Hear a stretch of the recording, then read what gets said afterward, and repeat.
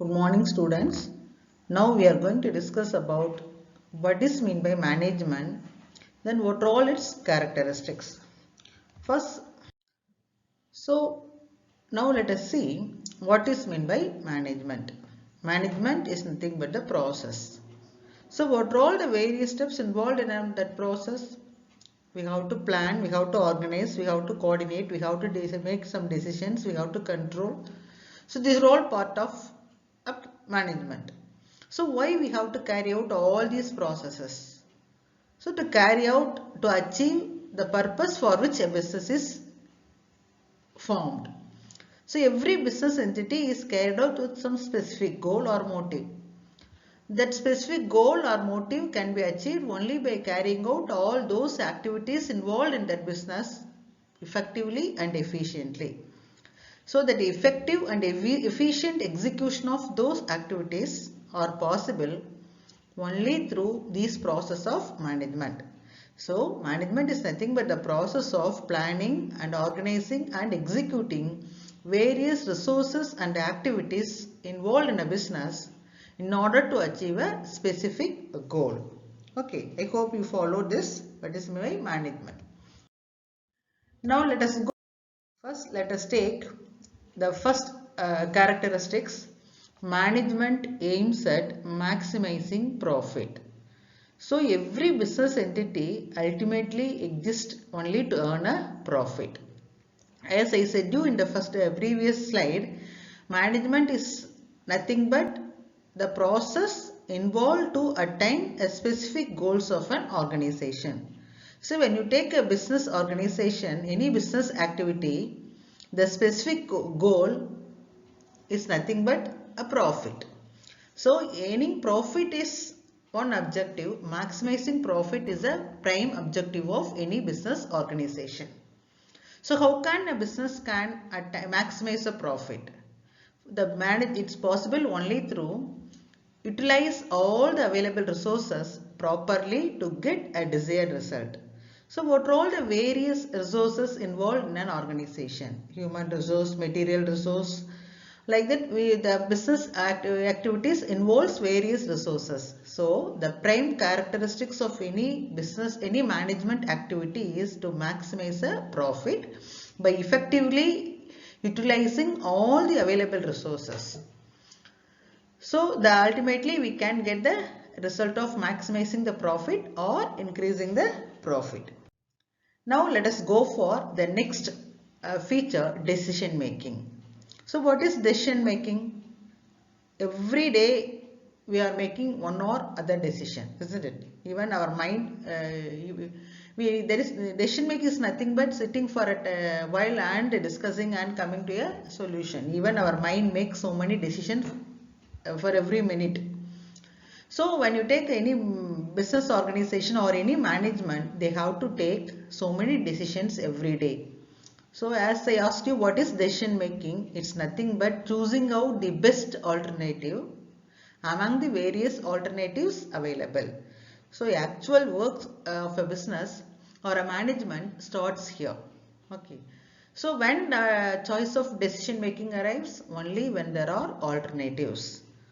Okay, so the next next important function is decision make. Next important feature is decision making. So next feature, management is a profession.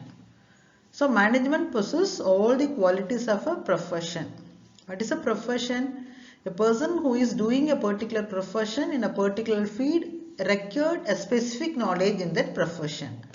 Auditing is a profession. So they must be thorough. The auditors should have thorough knowledge in the Indian Income Tax Act and also the company law provisions and all. When you take a medicine is a profession.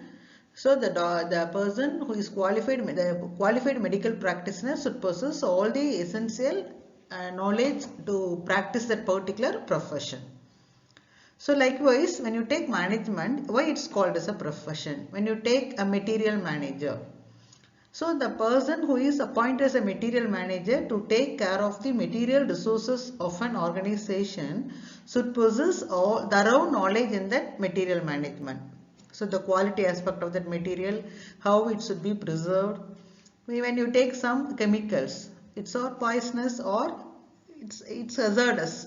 In that case, the person who is acting as a material manager in that particular chemical factory should know how that material can be stocked or preserved. Anything happens, goes wrong, how it can be extinguished or how the people can be protected. Everything involves in that particular material management. So a person, financial manager, cannot do now the material manager in the case of that chemicals. So that person who possesses specialized knowledge in that particular material can do that material management, or a chemical can do that. That's why it's called as a management, is called as a profession. So in the case of this management, a fund of knowledge is imparted and it's followed by the management. Okay, now let us go for the next feature, universal application. So when you take this management, the principles and practices of management are applicable not only to a particular industry alone. It's applicable to every type of industry. When you take education institutions, any service sector, education is also a service sector. When you take tourism, travel, hospital.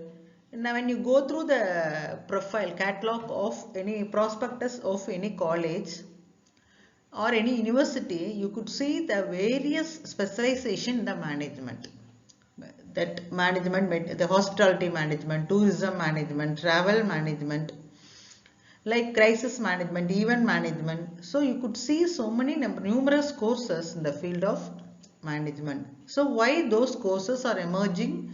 Since the management has universal application, you cannot imagine any activity without the concept of management or knowledge of management. Since that when you take, because of increase in business activities or nature of operations, the transaction becomes so complex. So each activity become very unique, and that uniqueness of that activity needs some professionals to manage those activities. So management is not a discipline or a concept applicable to any one domain or one area.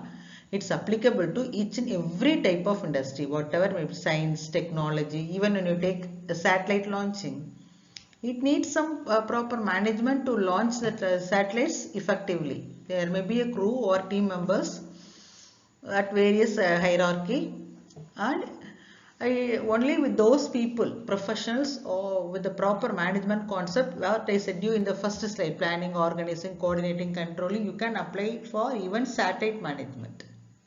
So the practice of management is applicable everywhere, but it may differ from organization to organization.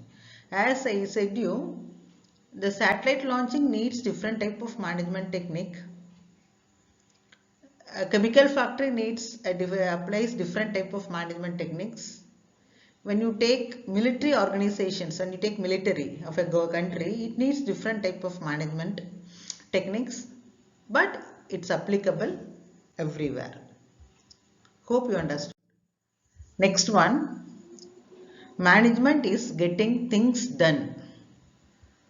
Actually, usually it's the saying goes like that, management is an art of getting things done by, through and with the people in a formally organized groups. Actually a good manager, not a good manager, it's a manager role is not to actually perform all the tasks. Think about a factory where thousands of employees are employed. Even there is no need to thousands. When you take particular organization where some 50 people are employed, laborers are employed, or staffs are employed. Think about one manager is managing all those 50 people, 50 employees in an organization. When he performs all their works, for example, Mr. A is not performing well. When the manager starts doing Mr. A's work, then B will observe what the manager is doing. Then B is also won't perform, because he knew that he is watching that, he has been watching that when somebody is not performing well, the manager will complete the work. Then from A to 1 to 50, all the subordinates work the manager has to perform. Actually, it's not the task of a manager. The task of a manager is you see that the subordinates under him are executing the work as planned. That's what I told you in the first part, beginning of this class. Management is nothing but process of planning, organizing, coordinating and controlling. Actually a well planned work is half done, isn't it? So when everything is planned, the responsibility is fixed, authority is given, then the flow, that work will flow in the desired path. Once we establish the system, then there is no need that a manager has to do all the activities. Since he already established a system, the work is fixed, the responsibility is given, and also authority is given, everything will flow as decided. So management is nothing but getting things done through people. Next one, management is as a team.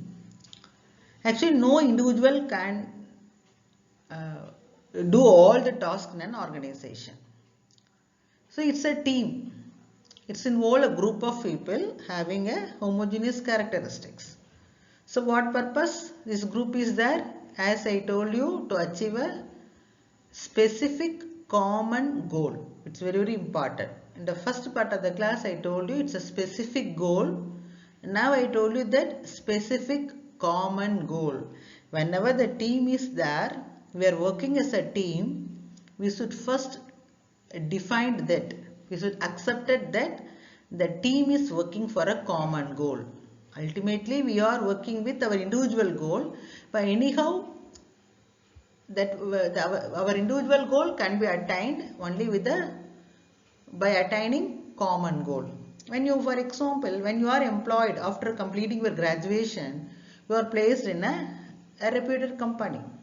So what is your goal? You want to get promoted in an organization. You want to be well placed in that organization. You want to move in the ladder of promotion, the hierarchy, and you want to reach the topmost post, isn't it? So how can you execute that work, execute your goal or attain your goal? Only when you are in the lower part of the hierarchy and when you are working with the team, you have to ensure that you are working for a common cause.